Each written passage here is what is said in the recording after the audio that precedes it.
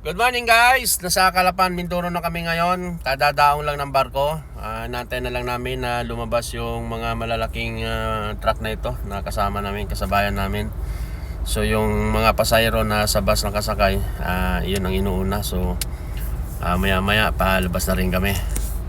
Halos 2 oras kalahati ang aming biyahe from Batangas to Calapan, Mindoro. Then from Calapan, Mindoro to Ruas, Mindoro Port, siguro mga 2 oras din siguro mahigit ang biyahe namin land papuntang Ruas, Mindoro. Kaya medyo mahaba-haba pa yung aming lakbayin, pero okay lang, at least mahalaga tahimik ang karagatan, maayos ang panahon ngayon. Hindi katulad nung nakaraang taon na pagbakasyon namin na panahon ng bagyo, kaya napakahirap ang biyahe, madilim din, malakas ang ulan at saka hangin. Ngayon sa awa ng Panginoon, maayos po ang ating panahon ngayon, kaya smooth lang ang aming biyahe.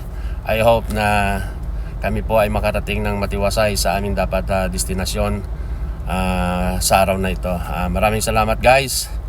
Good morning sa lahat, good morning. Yes yo.